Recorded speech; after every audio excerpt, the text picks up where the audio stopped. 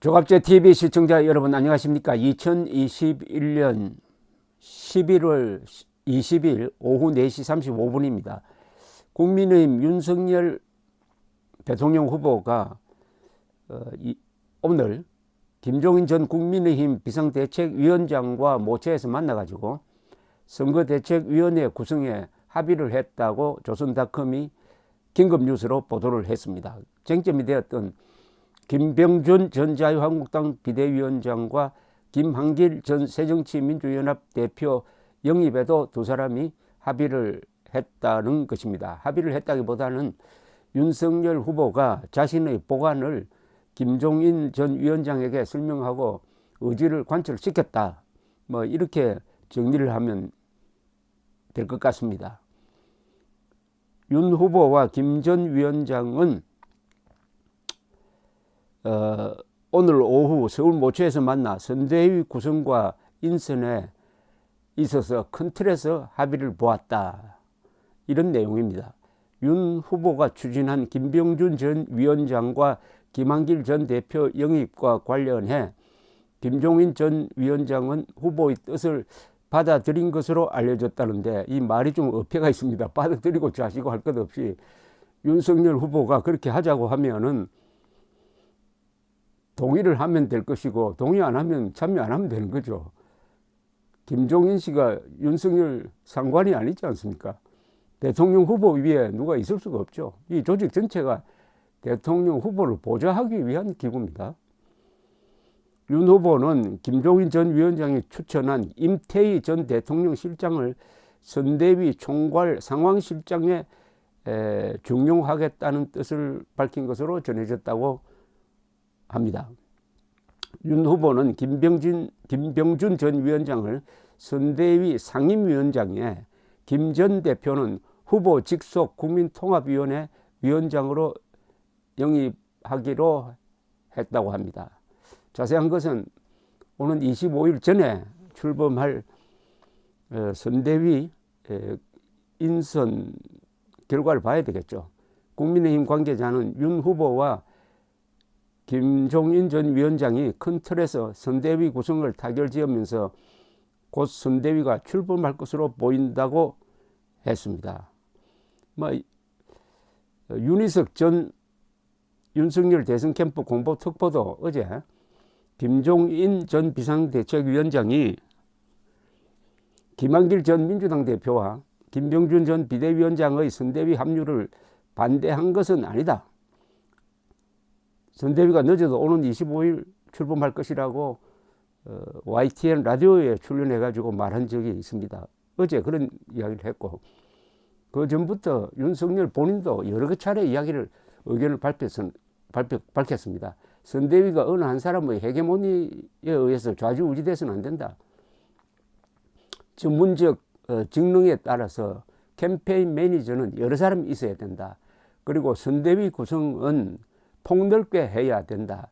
그리고 선대위 구성 과정에서 여소야대가 대통령이 되더라도 여소야대일 텐데 국회를 어떻게 운영하느냐와 또한 연결되는 것이다 해가지고 장기적 포석으로 선대위 구성 자체를 국민 통합적 분위기로 몰아가기 위해서 메머드급 선대위를 구성하겠다는 생각을 분명히 했습니다. 그러나 김종인 전 위원장은 선대위가 그렇게 클 필요가 없다. 그리고 김한길, 김병준 두 사람에 대해서는 부정적 의견을 보이고 하면서 어제는 좀 냉정해질 필요가 있다라고 좀 인격 모독성 발언까지 윤석열 후보를 향해서 내어놓기도 했는데 기자들 앞에서 공개적으로 이거는 정치인들이 흔히 쓰는 자기 몸값 불리기였다고 보여집니다. 윤석열 후보가 성격상 그리고 지금 윤석열 후보가 처한 입장이 절대로 약한 게 아닙니다. 지지율이 상대 후보에게 밀려가지고 누구 도움을 간절히 바라는 상황도 아닙니다. 그리고 이거는 총선 선대위가 아니고 대선 선대위입니다. 대선 선대위는 대통령 후보 한 사람을 밀어주는 선대위입니다. 총선 선대위는 전국 여러 선거 지역을 총괄하는 입장이니까 선대위원장의 역할이 상대적으로 큽니다. 그러나 대선 선대위는 철저하게 대통령 후보 보좌기구입니다.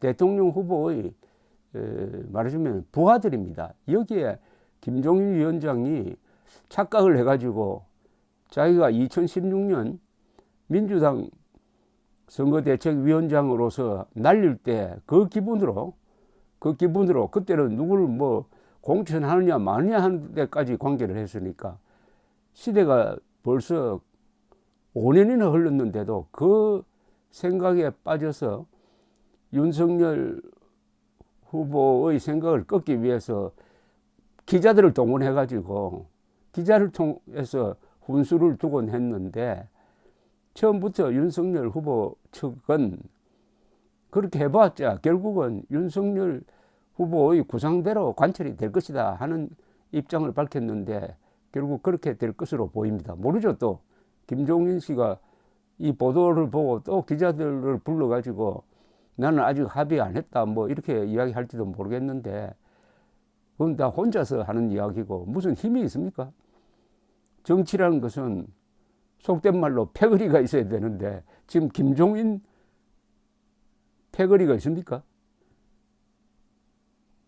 이준석 대표가 대변인처럼 몇 마디 하긴 하지만은 그게 결국 당무 우선권을 가진 총재 역할을 하는 윤석열 후보에게 먹힐 것 같지는 않습니다.